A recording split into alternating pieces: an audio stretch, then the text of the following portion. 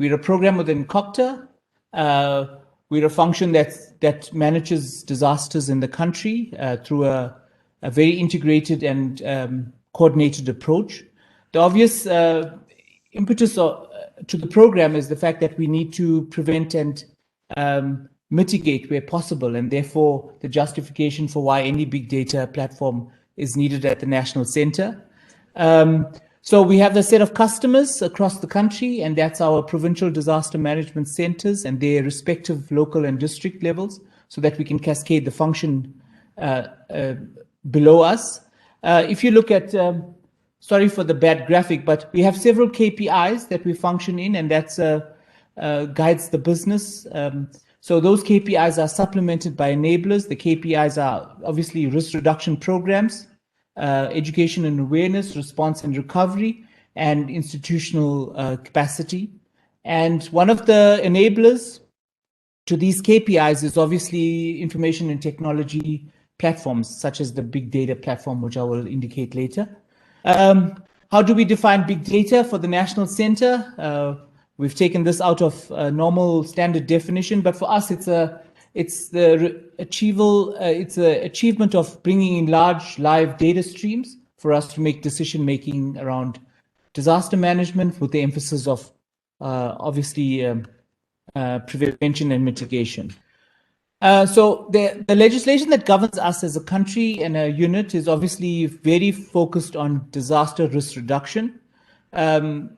And I said earlier that the indication is on prevention and mitigation of disasters. But the legislation that administers the program in the country really speaks to the coordination of different sectors. And because of the disparate functioning of the different sectors in the country, we also know that this is a key to ensuring that we have a coordinated disaster management perspective. So our stakeholders are across the 9 provinces, municipal disaster management centers, and we have different parastatals that bring us information. So Council for Geoscience is charged as a sector with giving us seismic information, processing it in terms of their own devices, but making sure that they distribute it to the country. Now, if you look at that as a sector in itself, you'll notice that there's some limitations on distribution of information, and therefore the justification for big data platforms like we have at the NDMC. So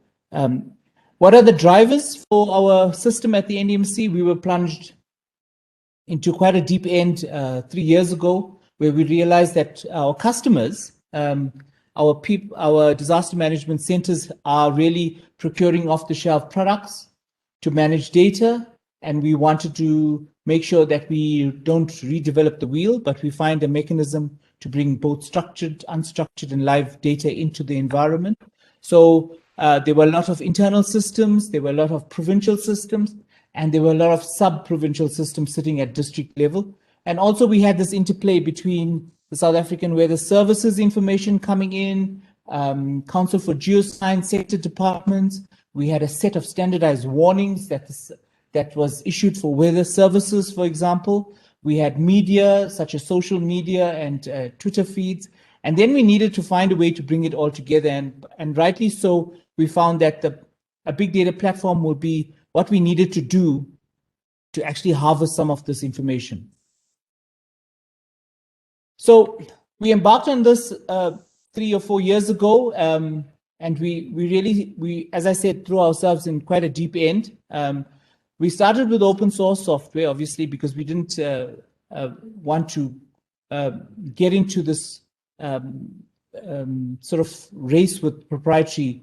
But in hindsight, we see that needed a little bit more of thought. So we completed phase 1 in 2018, and I'll show you what that was.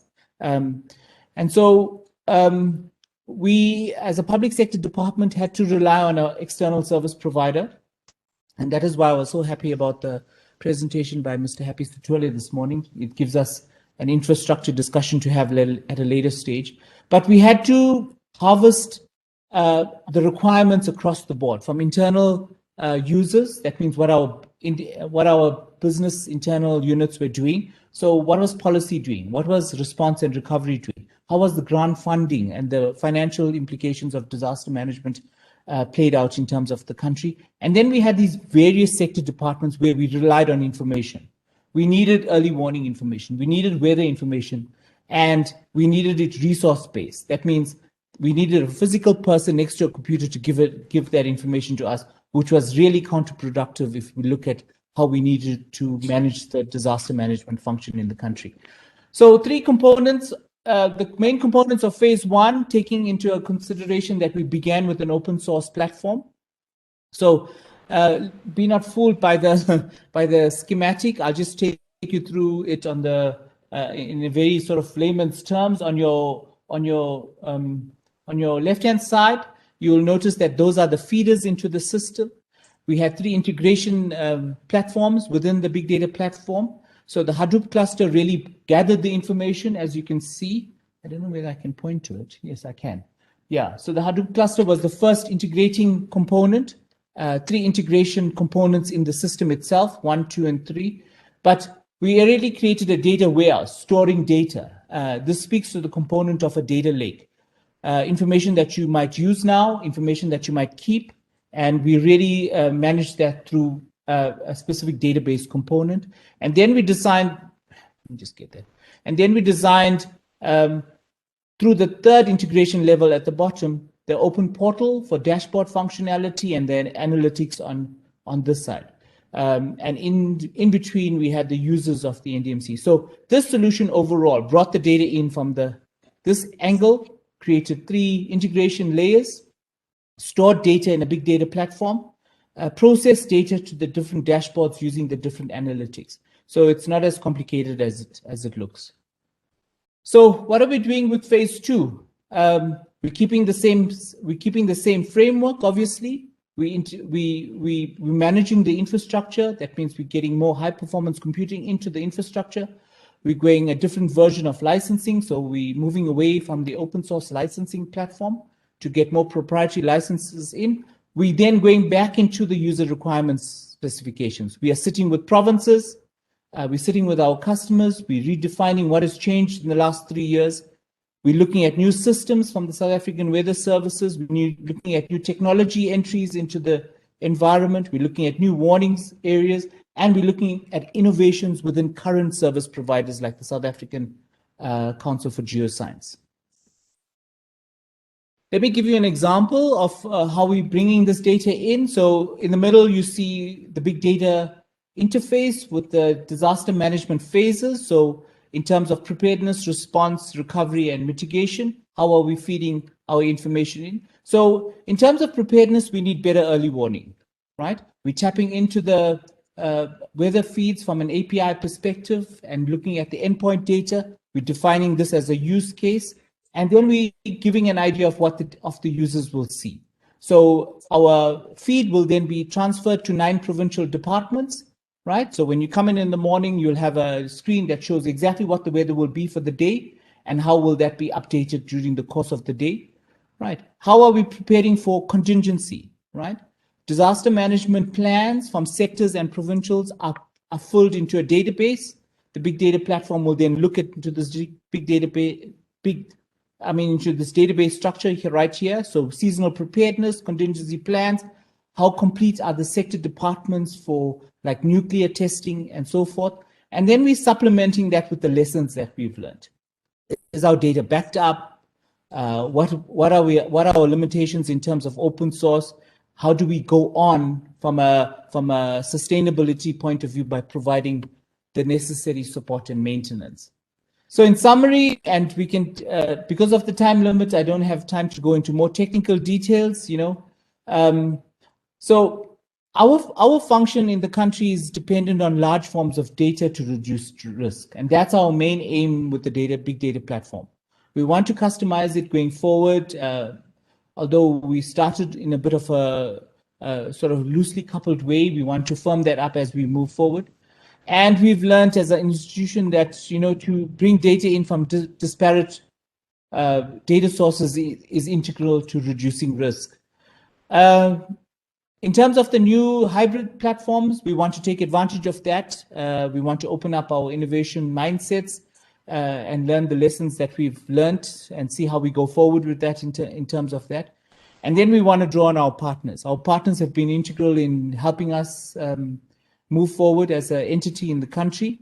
And then we go back to the user requirements. What has changed in terms of the user? How are the users using it? So we'll do this 2 times, we'll do this 3 times until we get the best of it. So we want to make sure that when the disaster management practitioner in another province opens up the big data platform in the morning, he understands what the fire danger index is going to be for his region and what responses he's going to put together to mitigate that hazard. So internal reconfiguration in an organization to get change management in, to change mindsets around how you manage data, how you manage live streams, what is the infrastructure component, where is the world going to in terms of big data and artificial intelligence, and how then we tap into other live streams of data.